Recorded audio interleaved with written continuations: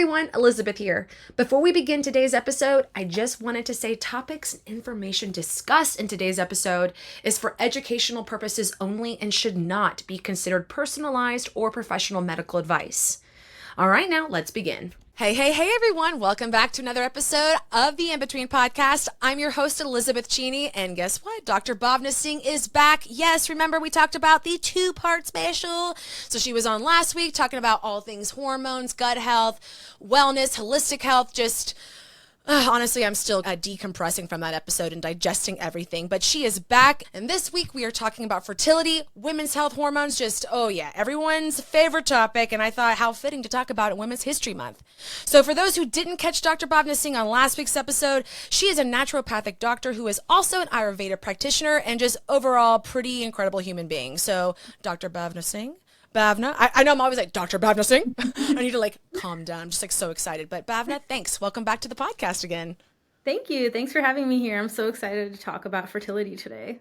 I know. When we were prepping this episode, you were like, I love talking about this stuff. I could just go on and on. So I was like, well, then I think I picked the right person to talk about this with. Because guess what, guys? I have no idea about any of it. Yay! Most people don't, because we are not taught about our fertility and our cycles and just really anything on how to take care of our bodies. It's like, oh, okay, something's wrong with you, and then you start taking care of yourself. But we can definitely get ahead of a lot of things if we have the right knowledge. Really? Well, that's great, because I personally am tired of going to the doctor saying, hey, I'm having this problem. How do I fix it? Birth control. Not okay. Hey, doc, I'm having this problem. How do I fix it? Birth control. And I'm like, okay, where is birth control to answer to everything? So yes, I would love some knowledge information. Okay, so let's just first start off. What is fertility? Is it hormones? Is it your egg count? Is that all the same thing? When people say, are we testing your fertility? What does that mean? Yeah, so there's a lot of factors that go into someone being fertile or infertile. So when you're given the infertility diagnosis, you're basically unable to get pregnant when you've been trying for 1 year. So that's what it actually means. And if you're 35, the cutoff is 6 months. So you go 6 months, you're trying, and you're unable to get pregnant. And then another way you can be diagnosed with infertility is you have recurrent miscarriages. So something that I heard from another person in the fertility space is that we should be planning our preconception time just like we plan for our weddings. So most people, you're planning for your wedding a year, 2 years in advance. Right. And then when it's time to get pregnant, it's like, okay, why am I not pregnant already? Well, you really have to plan for this. Okay, this is the first time I've heard this. Yeah, so there's a lot that goes into preconception planning. So there's a few things that cause infertility. So one of them, hormonal imbalances, obviously, changes in your cycle, you're not ovulating, estrogen, progesterone issues, your period is not regular due to maybe you have PCOS or you have endometriosis or you have any other type of cycle issue. And then you could also be having egg quality issues. So poor egg quality. And people always think, oh, we want a lot of eggs that will help us increase our chances, whatever. The number of eggs doesn't really matter as much. You want to improve the egg quality. So one of the most common causes of poor egg quality is actually PCOS. And PCOS is one of the most common causes for infertility. So that kind of goes hand in hand. And then there's also if you have premature ovarian failure, which is when you lose your eggs before age 40. So that can happen to some people. It's kind of rare that you're being diagnosed with ovarian failure. So if you're kind of before that, there's so many things that we can do with improving your egg quality. Interesting. And then, yeah. And then you could also have just actual issues with your uterus. The biggest one is endometriosis, where the endometrium, the lining, the tissue that lines the uterus, ends up growing outside of the uterus. Oh my gosh. Yeah, it's insane. There was a story about this girl who had endometriosis and the tissue lining ended up traveling randomly and it ended up in her nose. And every month. Oh my God, Bhavna. I know. Every month, when she had see her that period. coming. I know. God. It's crazy. It's crazy. That is the most insane thing I've ever heard. What? It is. Yeah, and she's like, every month, like, I get these nosebleeds. I just need to take a moment. Just take a moment. So I yeah, know. The body's that insane. that's insane. Yeah. That's a new one. Okay. Sorry everybody. I just that truly shook me. I could not imagine. Oh Yeah. my. So, like there's a lot that can go on with the body. It's like, can you just work right? That would be ideal. Yeah, that like let's like the brain and the body all sync together and like work efficiently. Yes. Thank you so much. Yeah. Yes.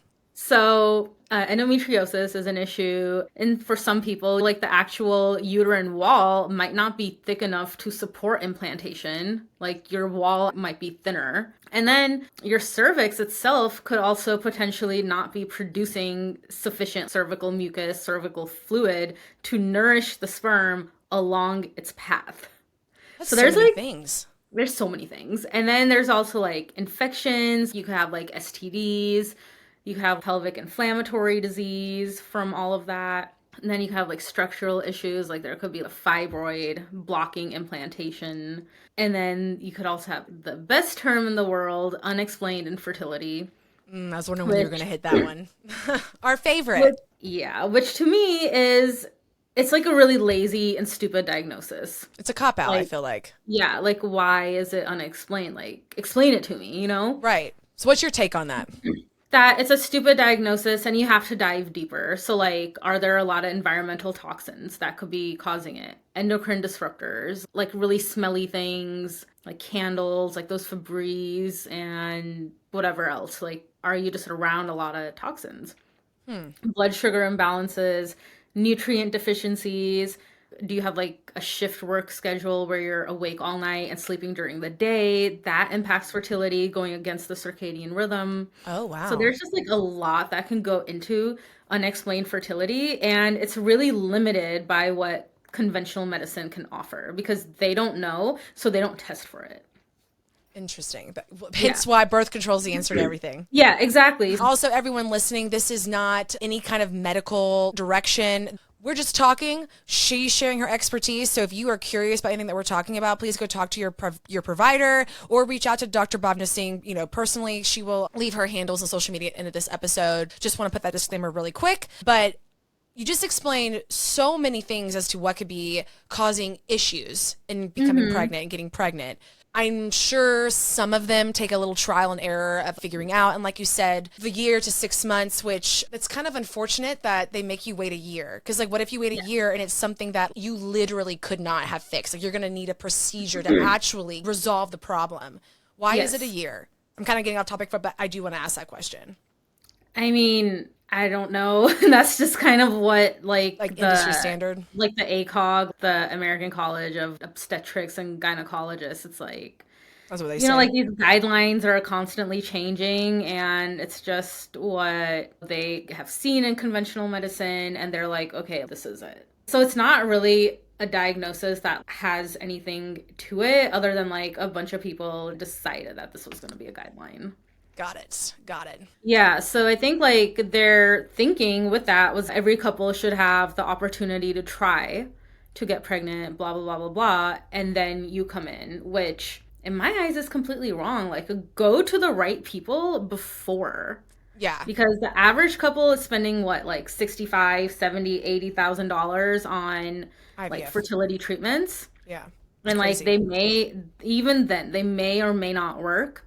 Yep. Why don't you, for, like a fraction of that, work with a functional medicine person and really get down to like a good preconception plan? In my eyes, you should be working on your preconception ideally for at least 3 months, but ideally for 6. Okay. Before you So start. on that note, the preconception plan, out of all the things that you said that could cause infertility, what are things that you can do? Like, is there tests you can take? Because like I've heard of modern fertility. I see it on social media. It's like an at-home test kit. I asked my primary care physician. He's like, I can't test your fertility. And I'll just go out and say it. I'm ignorant. I will gladly wave the person who doesn't know anything flag. So I thought it was just a blood test. Is it a pee test? So first start with fertility testing, and then let's talk the preconception plan. Okay, cool. Yeah. So, I mean, in the conventional world, they don't really offer much when it comes to testing your fertility. I mean, beyond like a regular blood test, metabolic panel, ovulation test strips, There really isn't that much. Like there is a test called AMH, that's anti-Mullerian hormone test, and that tests your ovarian reserve, but that doesn't really mean anything. As far as conventional medicine goes, yeah, they don't really offer much in the way of fertility testing. So you're like, okay, buy primary care, buy OBGYN, and then you step over into the fun side of functional medicine. That's where I'm going to be. Yeah, and you go here, and then we have all sorts of options for testing. So we have something called the Cycle Mapping Plus from the Dutch test. So the Dutch test stands for dried urine test for comprehensive hormones. So it tests hormone metabolites in your urine, and for the cycle mapping one, you're basically testing every single day. Okay. So it evaluates fluctuating hormones and it assesses hormonal imbalances that would otherwise go unnoticed in any routine blood work. And it can also help detect any issues with the circadian rhythm. It tests estrogen metabolites, how well your body detoxifies estrogen. And it also assesses for any of your adrenal hormones, even things like high testosterone. Oh, nice. So this is a really, really good test that I would recommend for everyone if they're on a TTC journey.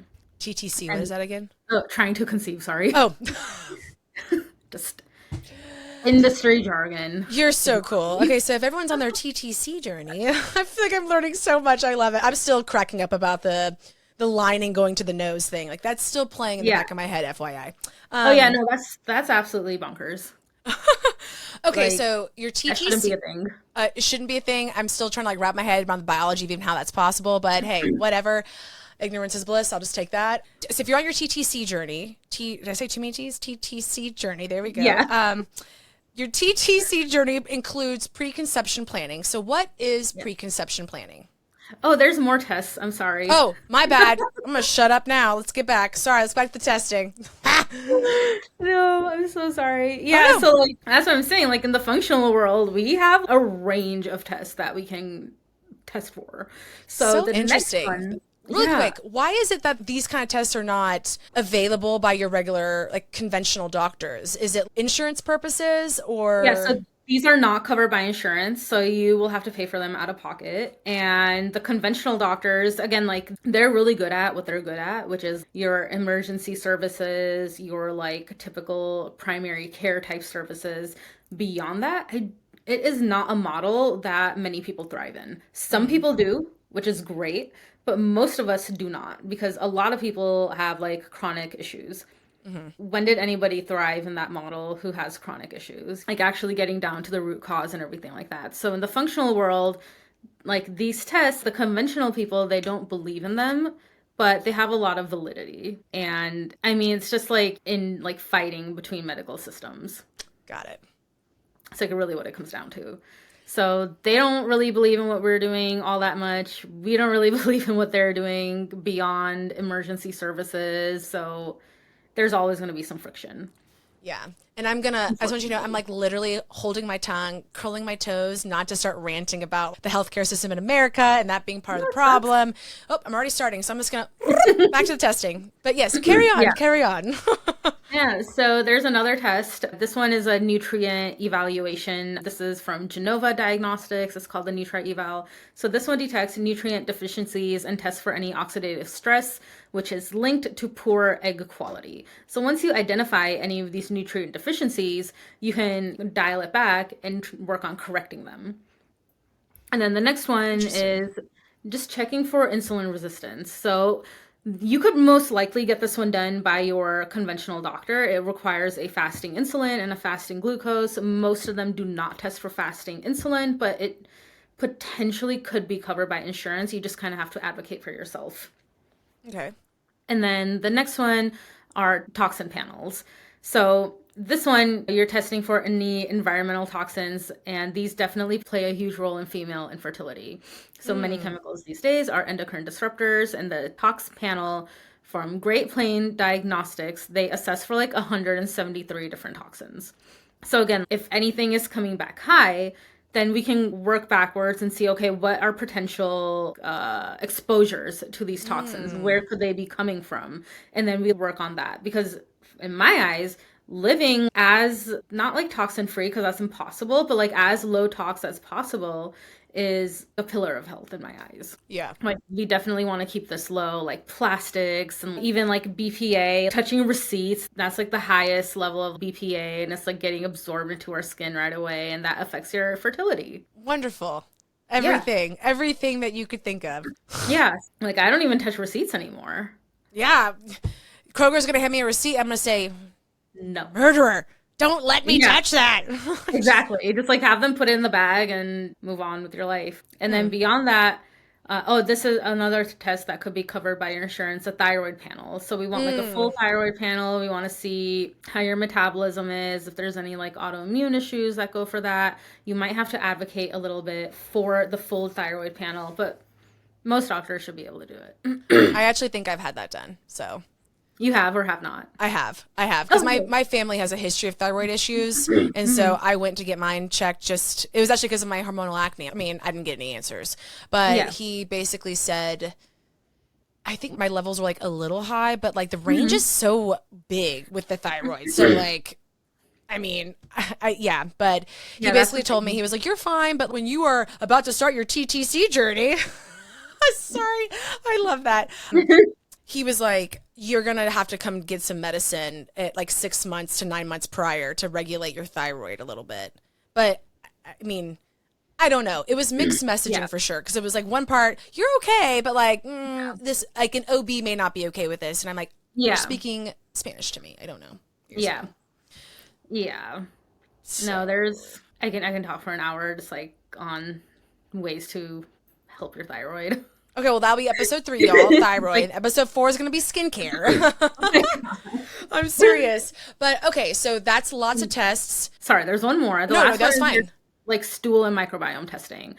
Because gut issues are like one of the biggest things that go with like hormone health, and gut issues go hand in hand. And you want to see if there are any overgrowths going on. Do you have like a low amount of any of your good microbiome? Like how's your just digestive capacity in general? So you want to assess all of these things. So now going into the preconception plan. Yeah. In my eyes, like a good preconception plan is going to start with testing both partners for their hormones. Like for women, it'll be the cycle mapping. For men, it'll be the regular Dutch test. Okay. And then stool, like microbiome testing for both, testing insulin resistance for both, and then especially looking at nutrient deficiencies, things like that. So ideally, like if I'm working with couples or someone on their fertility, I like to work with a couple, like not necessarily just the woman, but like I want to be working with both of you, because most people think it's the woman's fault. I'm like, absolutely not. Thank you. Thank you. People to tango, we're going to work on both of you. I was going to say, it takes 2 to tango, and I've always wondered why it's always like a woman's issue. No, this is because the medical system is they hate women. Yeah, they do. Like, I'm just going to say it. Yeah. I can't remember if I said this on the last episode, but I just recently learned that ADHD, there's not any research or significant research done on ADHD in women. Yeah. You know, like a man will get a vasectomy and the doctor will be like, oh, you poor thing, get a lot of rest. And then like a woman has just given a birth, has tears, and like gets nothing. Yeah. I was gonna say, IUD, like, suck it up, walk it out, girl. You're good. Yeah. Just, it's stupid. But yeah, for both partners, the first thing is just optimizing your gut health. We want to make sure everything is in a good spot. All diseases, everything begins in the gut. So we want to make sure that is all good to go. And then focusing on your hormones, balancing your minerals, and like everything in the body is connected. Nothing is like, disconnected from anything else. Like we're all in one body. All the systems go together. So for both, we want to focus on the foundations of health. Like we want to get good nutrition. We want to make sure that you're sleeping, having a toxin, like low tox as possible lifestyle, making sure you're getting proper movement in, just like making sure that the foundations are in place. Mm-hmm. And that way we can also work on like lowering inflammation, focusing on gut health, balancing your minerals out. And the goal ultimately is to create the best possible sperm and best possible egg. Okay. To make the baby. The baby. Yeah, exactly. The baby. The baby. Okay. So is that really, it's like the testing and kind of getting your body right? Is that the path to conception? Mm-hmm. And we want to do this for at least 6 months but no, at least 3 months, but ideally 6 Okay. before you even start trying in earnest. I'm writing little notes for myself as well. Because it's just so important. Otherwise, Yeah. you'll be given the unexplained infertility that'll be slapped on your medical record, and then all of a sudden you'll be recommended for like fertility treatments. They may or may not work. And that's the thing. Even if you work on your fertility and you do the preconception planning and you still don't get pregnant, because some couples still won't. You may need help with fertility treatments. That's totally okay. So if you need that, let's get your body in the best possible state so those fertility treatments don't fail. So like no matter what path you go on, whether that's like you get pregnant naturally after the conception plan or you need help, the end goal is having a baby and a good healthy baby. So let's get your body in the best possible position to give you a good healthy baby, whether that's naturally or through the help of fertility treatments. So I think every couple should start here. Like no matter what, I don't care what you're doing, who you are, like it doesn't matter to me. You in this day and age where the world is more and more toxic on a daily basis, we're more and more stressed, we need to be doing some conception planning. Sounds like it. So one thing I do want to ask for people listening, because they're probably curious like me, and I know IVF and like those kind of treatments are very expensive. And I also know that they're not covered by insurance. And in some special cases they are, but not to go down a rabbit hole, but I do have this like feeling that America is capitalizing, go figure, on women's struggles, women's pain of infertility. And it's turning into a business versus care. But whatever. That's neither here nor there. I have lots of friends who have done IVF and have beautiful, beautiful, perfect babies. So I am glad that it works, but it just breaks my heart that I feel like it's kind of being taken advantage of by corporations on feeding on women. But anyways, just had to say that because, sorry guys, that's as political as I'll get. But no, for sure, it's totally valid. And like, and it's so stupid expensive. So that's why I'm just like, it just is gross to me. Like, no, that's like what I mean. Like the average couple is going to spend like anywhere from like 60 to 80,000 on their fertility treatments. And it's like, you know what? Work with a functional doctor, a naturopathic doctor. Yeah. For a fraction of the cost. It might be, like $3,000-$4,000 to get you in a good spot. But that is so much better than like dumping $80,000 where it may or may not work. Exactly. And that was gonna be my next question is like how much, and I know you can't give an exact, but for this kind of testing, all these different tests that you were talking about, average, what would that cost? So just getting the testing, not having a plan is kind of pointless because like you need someone to walk you through the test results and building effective protocols off of that.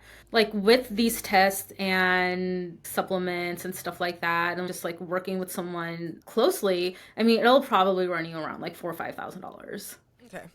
For about like 6 months. Gotcha. Yeah, but that's with the plan of care. Like that's with you. Or you or that's a with the plan provider of care. like, working. Got it. Yeah, like for me at least, my like if I'm working with like women on fertility, but it's about like 3,600.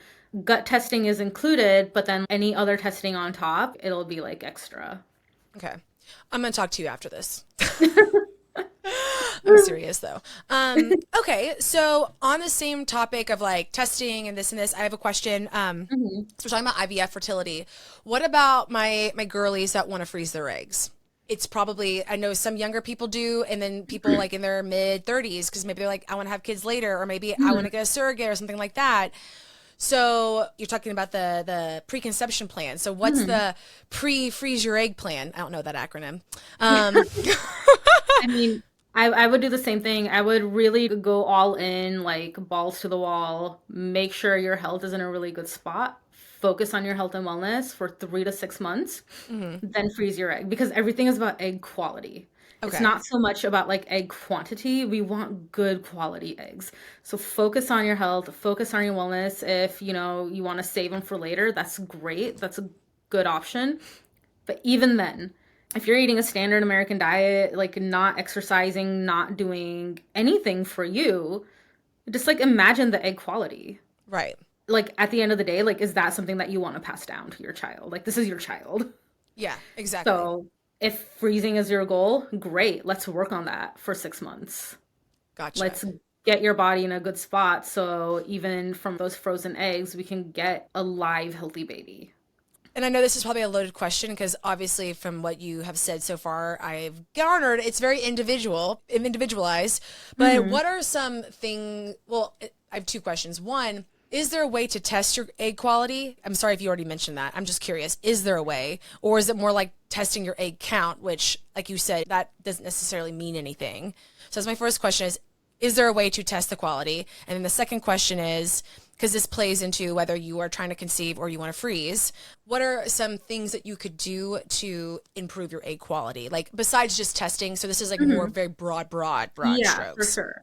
All right. Yeah, so again, like testing your egg quantity is kind of pointless because everything comes down to quality. There's not really a way to like really test for egg quality, but we can test for things like nutritional deficiencies, oxidative stress, how your gut is doing, because if all of those are in a good spot, then we can extrapolate that your egg quality is going to be good.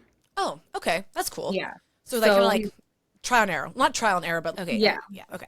Yeah. So, I mean, I would love for someday for there to be a test on egg quality. I feel like we're not that far off from getting there, just with all the advances being made, and at least on the functional side when it comes to women's health. So I feel like we aren't far off. But for now, we can focus on like just nutritional testing, stool testing, all that. And make sure that gut's right. Yeah. My friend Dr. Singh told me my gut health is connected to my hormone health. Yeah. It is. Sorry. And then beyond that, just making sure that day-to-day things that you can do for your egg quality, which essentially is just overall wellness things, right? Yeah. Like everything in the body is connected. So if you're only getting like 4 hours of sleep a night, absolutely not, like straight to jail, stop that. Straight to jail. Like, it's like that Parks and Rec episode. I love it. Not jail. Okay. Make sure you're getting enough sleep. Make sure you are rising with the sun, sleeping when the sun sets, like all of those things. Make sure that you're eating good, whole, nutritious foods. You're not guzzling down sodas. You're not eating fast food for every meal. You're not eating fried foods for every meal. You're using good quality oils, good quality meats. And the produce that you're using is like organic, preferably local if that's an option for you.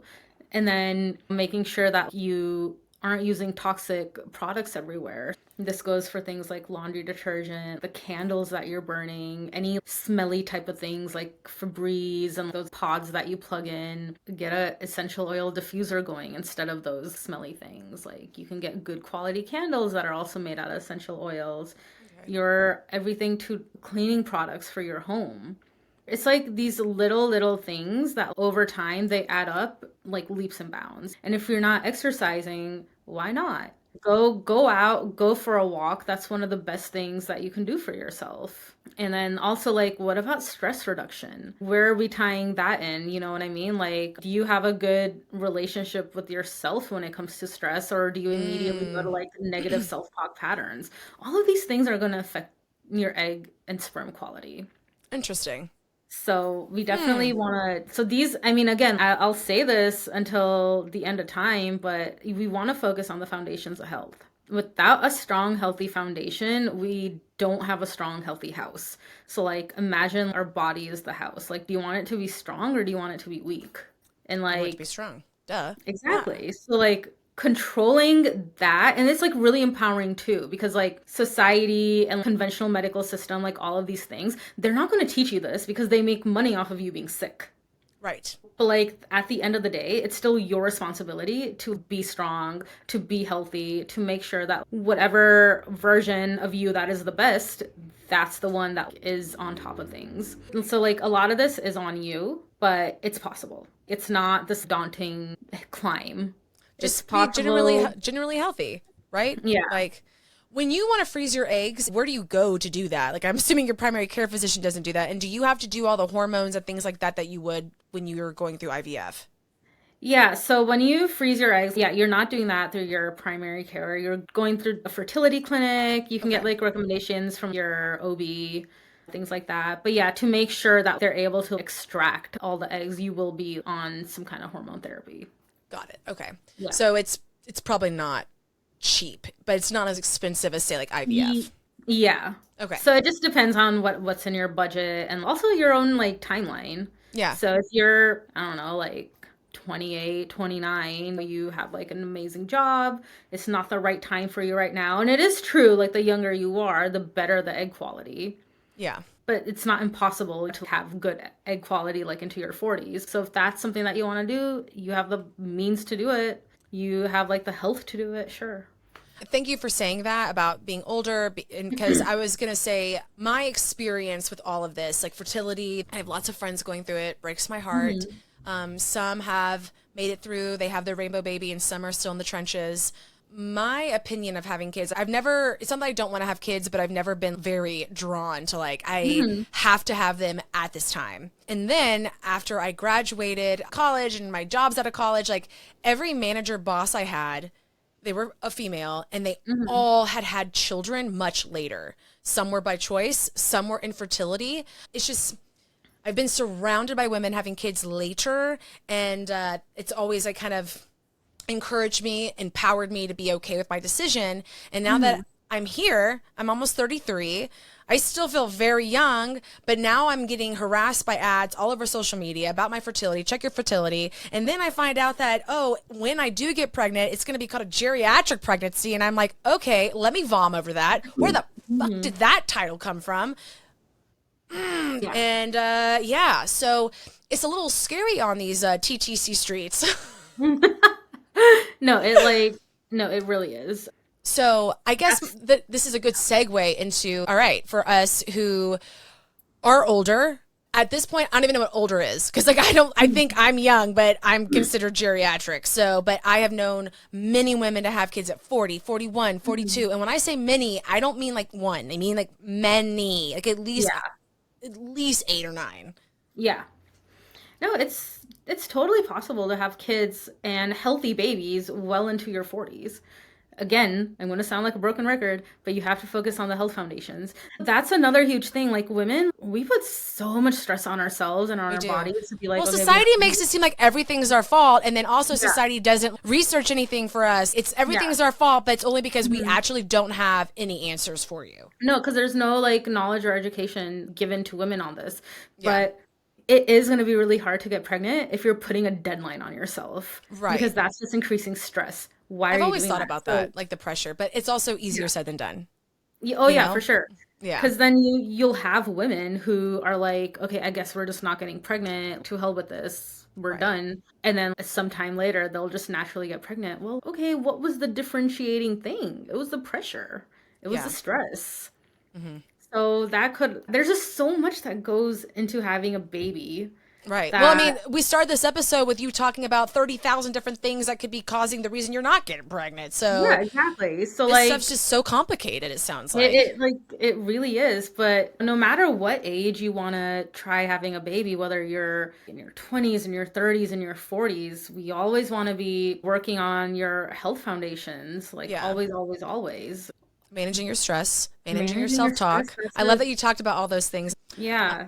I mean, stress is a huge piece of it. We got to get a handle on that. We got to be nicer to ourselves, give ourselves patience and grace, because you may not get pregnant at the first time. Are you going to hate yourself for it? Why? Don't tell it like affirmation right now. This body is beautiful and this body can carry life. If you start talking to yourself like that, ooh, I just got goosebumps. But again, I do want to say easier said than done. There's a lot that goes into it. And at any moment, like everything can be perfect and you'll have a baby, or maybe one thing will be off and you don't get pregnant. Like we just don't know, because the science isn't that advanced either to pinpoint like exactly why you're not getting pregnant this cycle. Hopefully we'll be able to find that out soon. Hopefully. I would love that. Okay, so a couple of questions related to PCOS. So I know we kind of talked PCOS on the last episode, but like let's talk about PCOS in terms of fertility. I mean, I know what PCOS is, but if you told me to explain it, I would not be able to. But I do know a lot of women are diagnosed with it. So what is PCOS? What is PCOS? And then why does it affect fertility? What are things that you can do? Like, I guess this is when the testing would come in handy. And then sub question, or off of that question, what about family planning? Maybe you've already had a kid, but then you were diagnosed with PCOS and you want to have another baby. So what is PCOS? How does it affect your fertility? And then also what happens if you've already had a baby and you get PCOS after that? Does that make getting pregnant again harder and all that? Okay, yeah. So let's just dive into PCOS. So PCOS is polycystic ovarian syndrome, and it's a combination of different symptoms. So like you'll have irregular cycles or the absence of cycles, or you won't be ovulating, excess androgen production, so your male sex hormones. So like you'll see an increase in acne, hair loss, but hair loss kind of like over here, but then you will get an influx of hair and like the typical male pattern. So along your chin, maybe your belly button. So typically where men have more hair, you will see that in you. And then also multiple small cysts on the ovaries that you can see with the ultrasound. So it kind of wreaks havoc on the woman's body, leads to a range of like manifestations. Again, acne, hair loss, hair gain, I guess, in certain areas, irregular cycles, infertility is one of the biggest issues with PCOS, weight gain, metabolic issues, inflammation, insulin resistance. You're like more prone to stress. It's insane, all the things that PCOS can do. So one important question to ask is like, how is PCOS caused? So in most people, it'll be caused by insulin resistance. So this is when your body fails to respond effectively to insulin. So this is a hormone that regulates and triggers the ovaries. It's responsive to sugar, but in the ovaries, it produces excessive amounts of androgens. So when there is insulin resistance, because some people also call PCOS insulin resistance of the ovaries. So once these like male hormones are produced, they interfere with the ovulation process, and then they result with the formation of cysts in the ovaries. Genetics can also play a role in it, but again, like genetics is a very small picture of everything. Just because you have family history or something doesn't mean you'll get it. Your environment and your nutrition and everything else plays a stronger role than genetics. So a lot of things can contribute to the development and severity of PCOS. So like if you are obese, you have a sedentary lifestyle, poor diet can obviously exacerbate insulin resistance. And then high stress levels. And then if you're around like a lot of toxins, so like, again, your endocrine disrupting chemicals, not getting enough sleep is a big issue and can also increase your risk for developing PCOS in the first place. So if you have PCOS and you're like, okay, I don't know what to do for it, most in conventional medicine, they're going to be like, okay, we're going to maybe put you on birth control to help do something. I don't know what they are trying to do, but it's given out like candy. And then you might be given metformin, which is typically a drug that's given to diabetics. Gotcha. So are these the best options? No, because there is a way to heal your PCOS without the use of those things. Okay. So nutritionally, we want whole foods, eat the rainbow, cook your foods, cook your vegetables. Don't have raw foods because those can be harder on your digestion. We definitely want to pre-digest our veggies by cooking them before. And going gluten-free, dairy-free for a while. Both of these are very inflammatory and they increase inflammation in the body, which can make the PCOS symptoms even worse. Because most people with PCOS also have leaky gut, and both of like gluten and dairy can make leaky gut worse. Again, build up on your health foundations, all those things. We want those in a good spot. Get 30 grams of protein at every meal, because women with PCOS, we have a tendency to snack. I have PCOS. If I'm in a flare-up of PCOS, I'll be snacking all day. It's just something that we like we love carbs. But getting the 30 grams of protein at every meal helps to keep you fuller for longer, so you are not prone to snacking. Reducing carb intake, this doesn't mean no carb, but if you are having a cup of rice at dinner, dial that down to a half cup or like 3/4. So this isn't carb free, it's just lower carb. Gotcha. And so a good way to see it is like if you're getting sleepy after meals, that means you were having too many carbs. So dial it down for the next meal and kind of find your carb threshold. Okay. And it's going to be different for every person. This is definitely not like the Atkins diet where you can only have 1 gram of carb a day. Like, that's stupid. But yes, but you can find like what that is for you. And food should make you feel good. Food should make you feel energized. If you're falling asleep after your meals, like that's not it. Like we don't want that. Yeah. And in Ayurveda, at least, PCOS means you have decreased digestive fire. So we want to make sure that the foods are nice and warm and to get like the juices flowing. So one of the best ways to make sure that our digestive fire is strong before our meals is to chew on a piece of ginger, top it with a squirt of lime juice and like a pinch of sea salt. And just chew on this for like 10 minutes before a meal. So like if you're cooking, do this first, chew on it, cook your meal, get ready. And like by the time your meal starts, you'll be like ravenously hungry because this will naturally increase your hydrochloric acid production, which is basically your digestive fire. And that will help you, you know, to digest. Huh.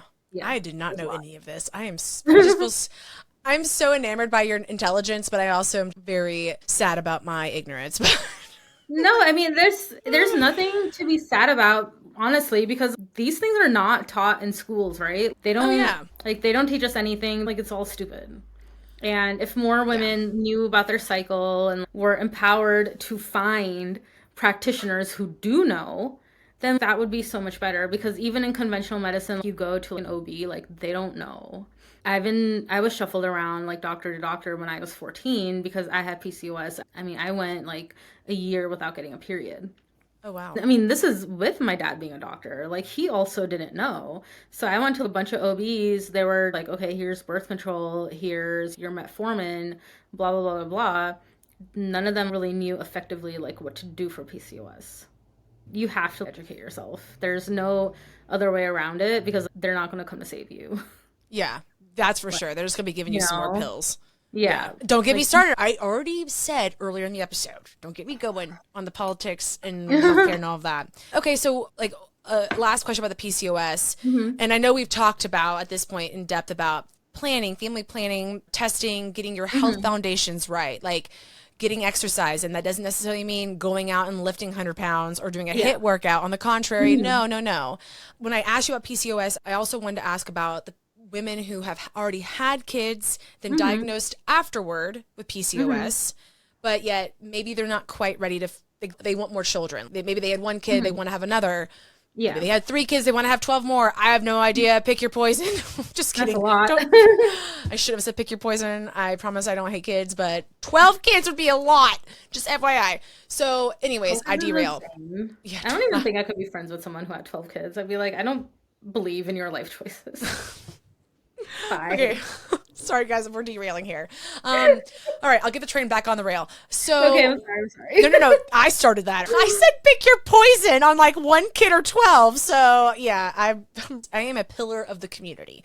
So, can you share any other information, whether it's tips or just like peace of mind? Because when I hear, okay, you've had a kid and you get diagnosed with PCOS, but you want to have another kid, you want to have 2 more kids, I feel like that would kind of make me anxious because, well, we're always getting blasted with PCOS and fertility stuff on social media. It seems like PCOS is like a 4-letter acronym that just brings fear. So is there anything else in addition you can do if you're diagnosed after birth with PCOS? Yeah. So, I mean, I would recommend like the same things that I said earlier. Focus on your nutrition, focus on exercise. Those health foundations. Like, yeah, foundations again, especially for PCOS when it comes to exercise. I would recommend not doing HIIT. Okay. I don't really recommend HIIT for women in general because it can stress our bodies out even more. So I would do like, walking, yoga, Pilates. Weightlifting is like one of the best things. Oh, I love strength training. Yeah. That's like one of the best exercises that women with PCOS can do. And then beyond that, there are a lot of supplements that can help you to get your period back, to get your ovulation, and to get everything like that going. Focus on your liver health, like milk thistle, curcumin, and then other supplements like inositol, NAC. We want to focus on just building good foundations. And for PCOS, supplements are a part of that. Okay. Good to know. Good to know. If a woman finds herself in this position after giving birth, should they run to the hills screaming? Should they freak out? Should they just take a deep breath and realize it's okay? Is there a strong need to be scared that you won't be able to get pregnant after you've been diagnosed with PCOS, after you've already had kids? No, you can definitely have a baby, like even with being diagnosed with PCOS. I mean, women still do it all the time. Will your journey be harder? Yes. Is it the end of the world? No. So be realistic about it. Like, will you get pregnant your next cycle? Most likely not. But if you focus on your supplement protocols and your like nutrition and lifestyle protocols, will you get pregnant? Yes, once your health is back in a good place. Okay. Like, That makes me feel better. Not that I've yeah, had kids and not like I don't know why I just said that makes me feel better, but yeah. No, because like PCOS is given this, oh, like when you are diagnosed with it, it's the scary thing of like, oh, yeah. you know, you are going to be suffering for life. Like, it's this like Yeah, that's how it feels. this dramatic thing. When in actuality, most diseases in America are lifestyle-based diseases. That also includes PCOS, like 80% of them. So, okay, now that we know that, let's be realistic about it. Can we change our lifestyle? Can we change our nutrition? Can we add in good supplements? Yes, we can.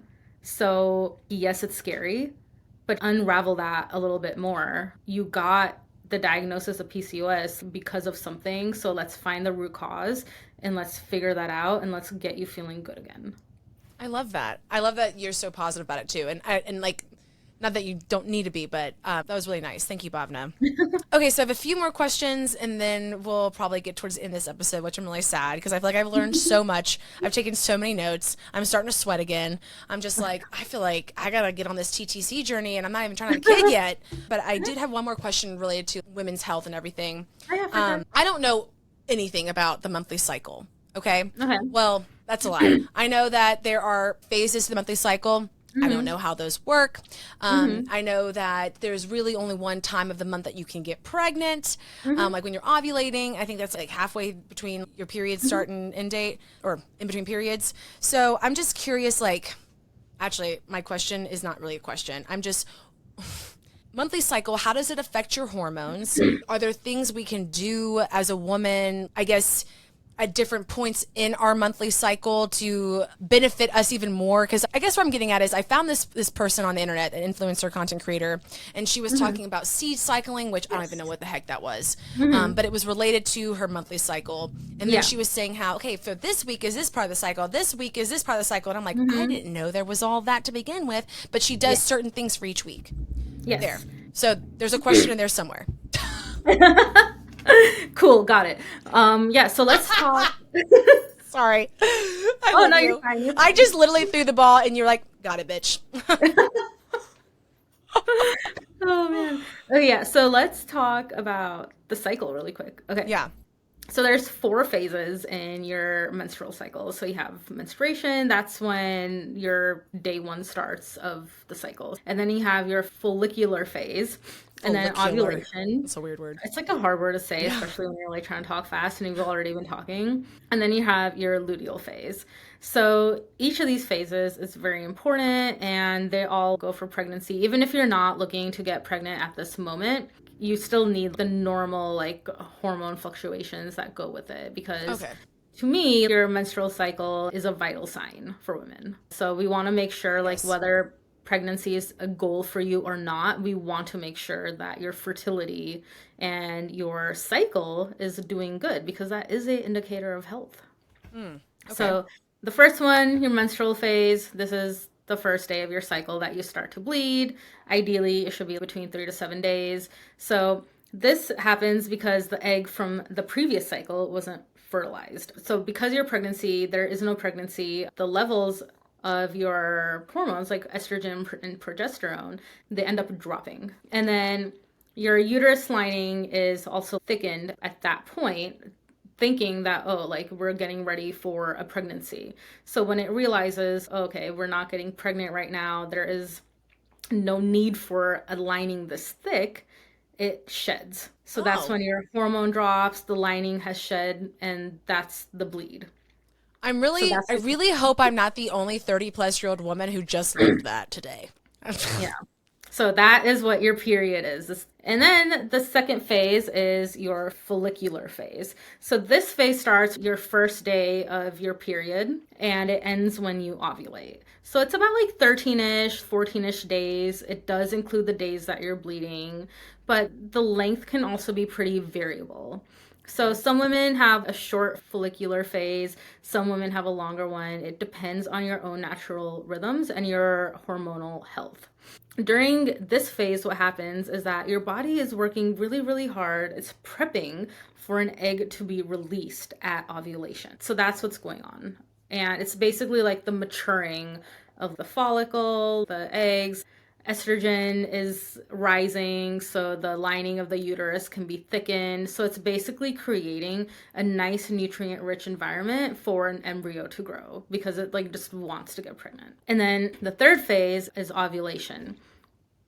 So ovulation is when a mature, healthy egg is released. So this usually happens in the middle of your cycle, around like 14 days, but the actual day is going to be wildly different for everyone. Yeah. But just I did know that. Yeah. So just like the halfway mark for whatever your cycle is. And this will be about 2 to 5-ish days. So levels of estrogen are high during this time, and we are like, ovulation is happening.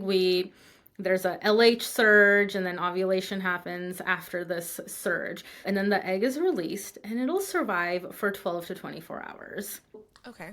During this time, if you are like having sex, it's traveling down the fallopian tube and it's hoping to be fertilized by sperm. Okay. So immediately after the release of the egg, so like the ovulation, your progesterone levels, they also start to rise, and they peak for about 5-ish to a week after ovulation. If you are planning for pregnancy, ovulation is the best time to be having sex. And also, like, women's sexual tendencies will vary wildly during your cycle. So during ovulation, you'll be looking at your partner and you're like, hey, you're looking kind of hot. And then during the actual bleeding, you'll look at your partner and you're like, do not touch me, don't look at me, don't come close to me. So, like, it's true. It is true. So I'm laughing because I'm like, hell yeah. That's exactly right. Yeah. And then the last phase is the luteal phase. So this is anywhere between 11-ish to 17-ish, 18-ish days.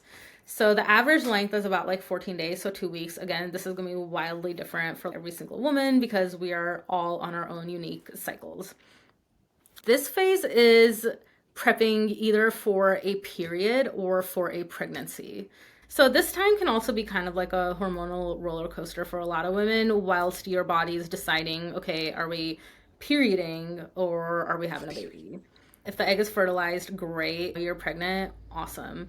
And then your body will continue to increase in progesterone. Your HCG will continue rising. This is a hormone that gives you the lines on a pregnancy test. This will also keep your uterine lining thick because, like I said, if the lining isn't thick enough, that can also lead to a miscarriage down the line. So that's a reason for the infertility. If you don't get pregnant, then the lining will start getting thinner, and this will lead to that hormonal drop in estrogen and progesterone. So that drop is actually correlated to a lot of your PMS style symptoms, like you might find that some random commercial is making you cry, or just like, you just might feel more emotional during that time. And because of the sudden drop in hormones, you might also feel like, okay, my skin is also looking a little bit weird. You might have some acne, gut issues, because it all goes hand in hand. Then again, if there is no pregnancy, then the uterine lining will start shedding, and then you move on into your menstrual cycle, and the cycle just repeats itself day in and day out. That's wild. Yeah. So what is seed cycling? Or is that like a crazy explanation? Oh, no, seed cycling is great. So seed cycling, it's a very simple practice that can help to support your hormone levels throughout your cycle. Okay. And it can lead to that hormonal balance type thing that we talked about. Yeah. And then it can help to reduce PMS symptoms. It can help to support fertility. It can help in some cases, even like if you're not getting a period, it can help stimulate a period. Oh, okay. Seed cycling, again, is not a cure-all, but it is a really good way to take advantage of the healing power of food and nutrition. So this is a great tie-in to, again, nutrition being like a cornerstone of even things like hormonal health. Yeah. So basically what it is eating specific seeds during the two main phases of your menstrual cycle. So follicular and luteal, to promote healthy balance of your hormones. So a healthy balance of estrogen and progesterone.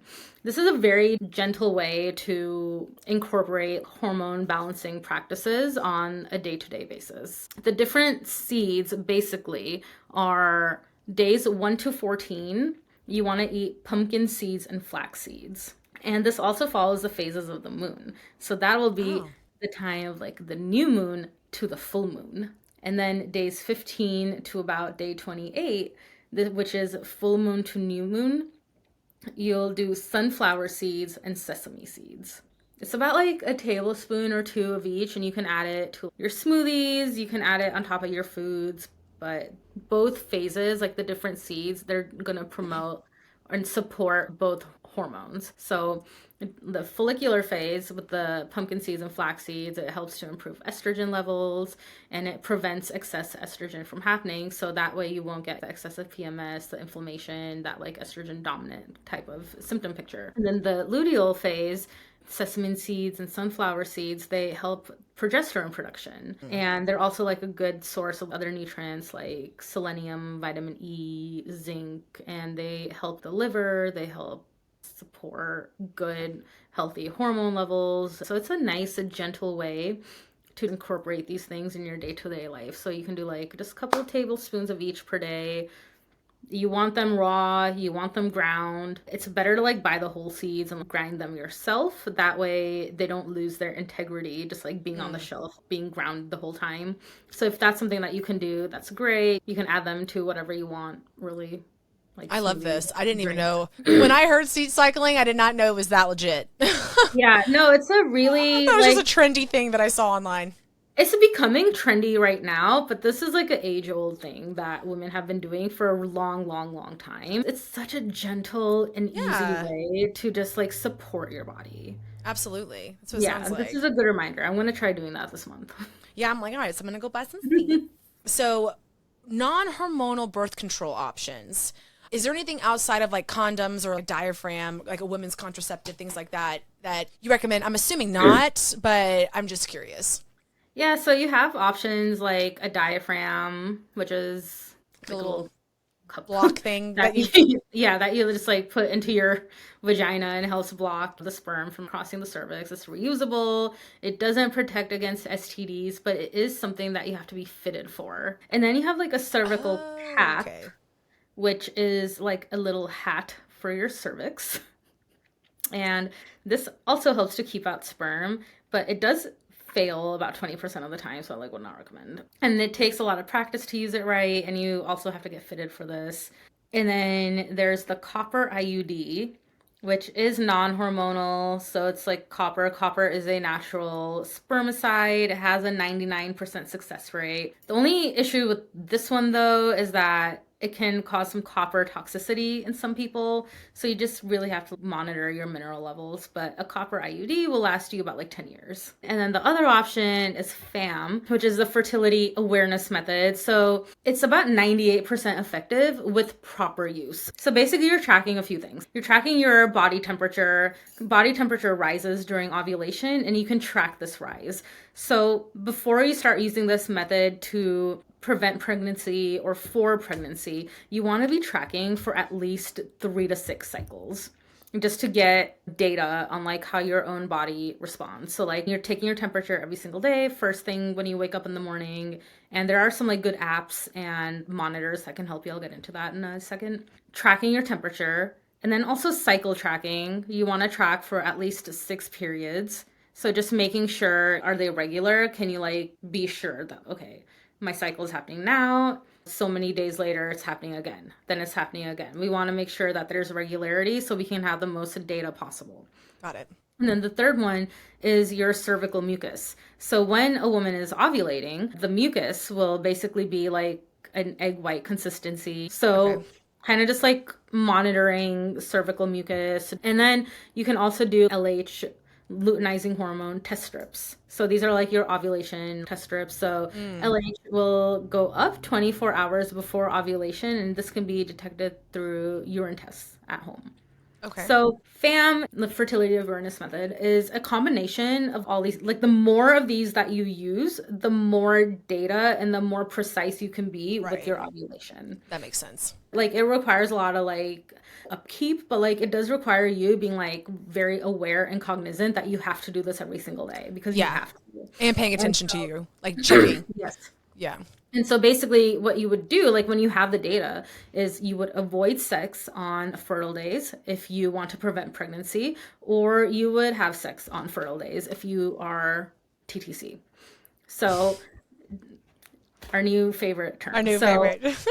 There are two like femtech type things. So temp drop is a temperature monitor that goes like right here and it monitors your temperature as you sleep, and that can help you track your cycle.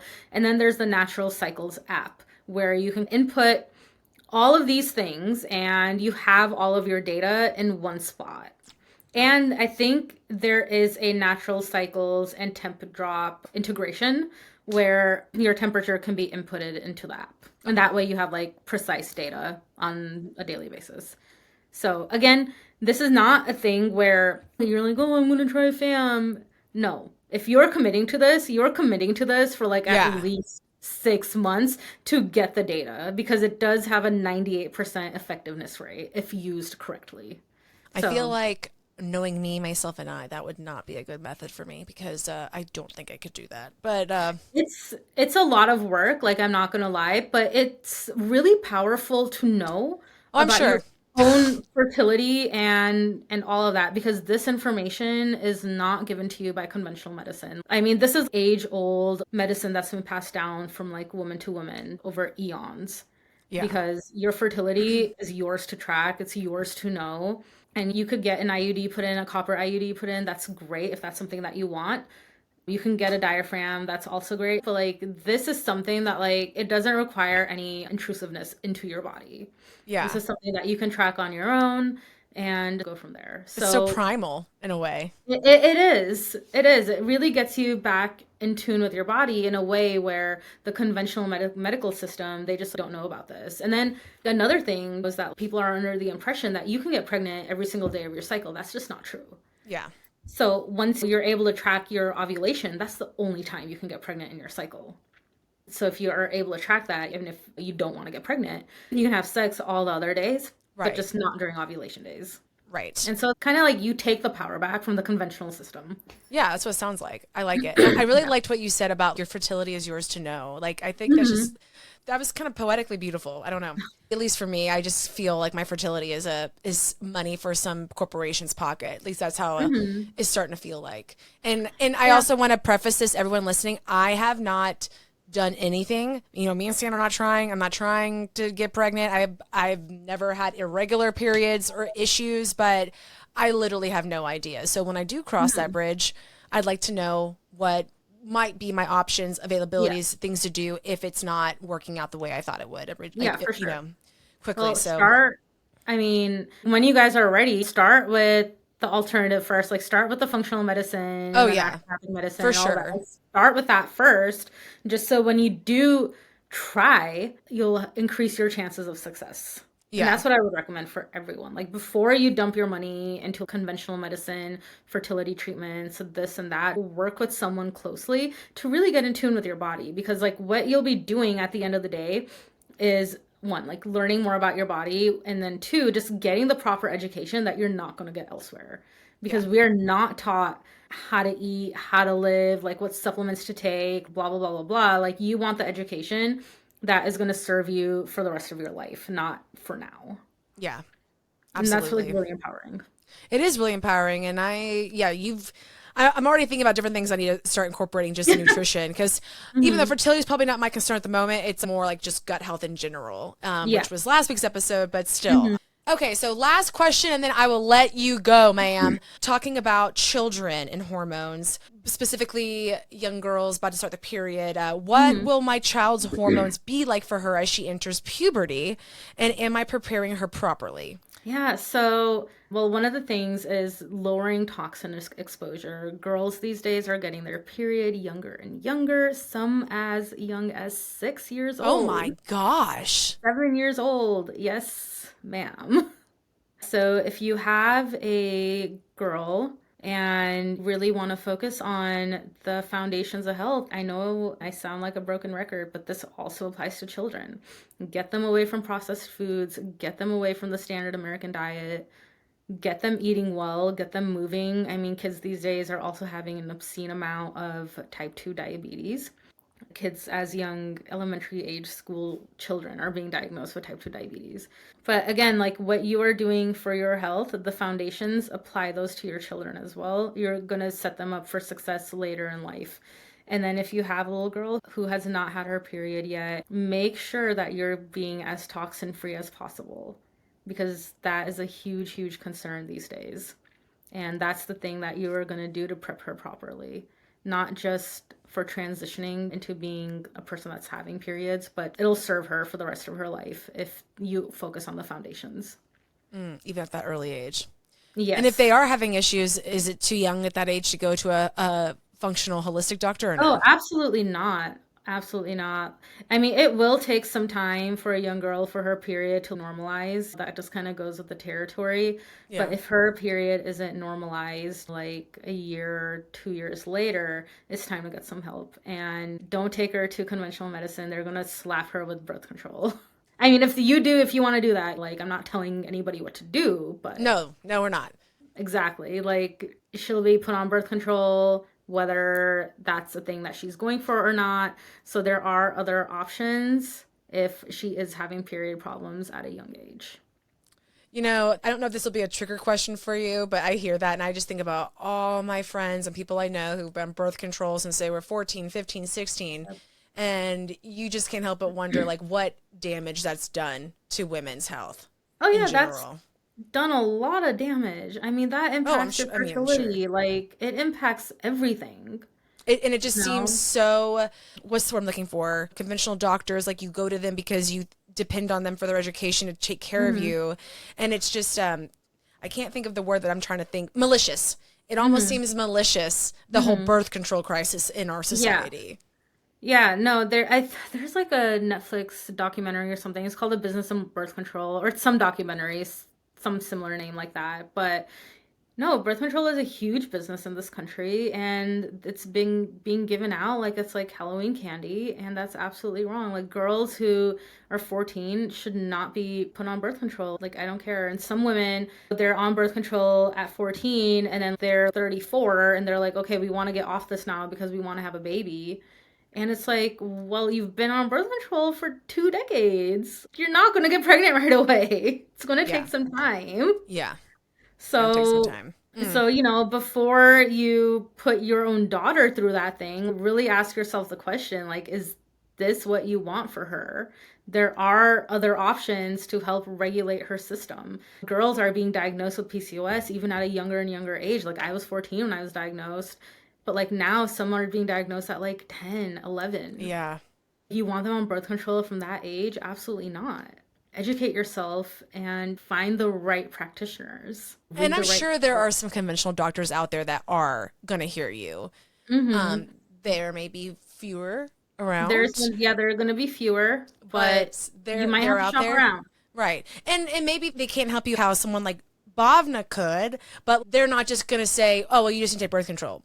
Well, actually, I just asked you, like, is it okay if I eat corn tortillas? What do you mean you're talking about? Like, I mean, I'm being kind of funny. I just mean, like, literally, I don't know. Maybe I'm just a little triggered from my last OBG appointment. And she was like, well, birth control. Super triggering. And I'm just like, oh my God, why? I literally just a second ago told you. So I got off birth control to regulate my hormones, to prep my body for when I want to get pregnant. And then you're like, well, you can get on birth control.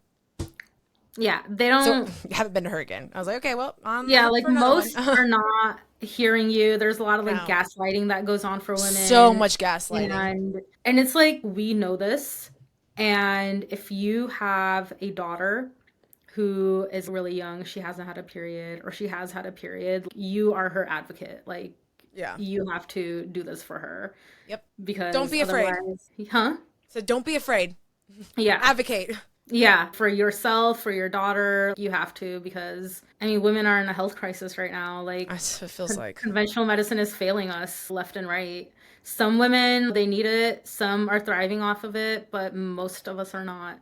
Mm-mm. So you have to educate yourself, you have to empower yourself, and you have to find the right kind of practitioners. Yep. And ask 'Cause questions, explore. yes, Like, ask questions, explore, and also like don't try throwing the kitchen sink at you. You know, like you're gonna Google, you're gonna do all this research, you're gonna do all the supplements, you're gonna have a cabinet full of supplements that you're throwing the whole kitchen sink on. Like that's not the answer either. right. Work with someone who can actually make you the protocols, like really targeted therapies, so you can get better, because that's really, really important. Yeah. So much wisdom, so much information. Everyone's this got to go episode unpack was a their lot. notes. No, this is why we did this episode by itself. Oh yeah, for sure. Yeah. No, seriously. So thank you so much for everyone listening. Please share your handles, because you are always spreading information about all kinds of different things. You even had a pet health one the other day. Yeah. You talked about IBS the other day. Like, you have so much information and cute graphics, which for me and my ADHD self, I like, because I don't know, it's prettier to look at it than to read it. Yeah. But where Yeah, can for sure. everyone listening find you? Yeah, so you can find me on Instagram. My handle is at Dr.Bhavna Singh. And I will make sure to link her in the show notes, so you'll be able to find her there. So thank you so much. I think we'll definitely have you come back on and talk about skincare, skin health, for sure. all of that fun stuff. Because side note, everyone, Bhavna and her sister are real key, building their own natural skincare line. TBD on launch. Apparently, it takes an arm and a leg to get those things kicked off. Sure does. Something about, what is it, regulations, which are good and needed, but also frustrating. Yeah. So, but she knows a thing or two. So I think that'd be really cool and exciting to talk about. Thank you so much. And for y'all listening, if you enjoyed this, please rate, review, subscribe, follow, all the things. Share it with your friend, your sister, your coworker, your mom, anybody who would value from this conversation. It's on YouTube, so we'll be on video, and then you can listen to us anywhere else, Spotify, Apple.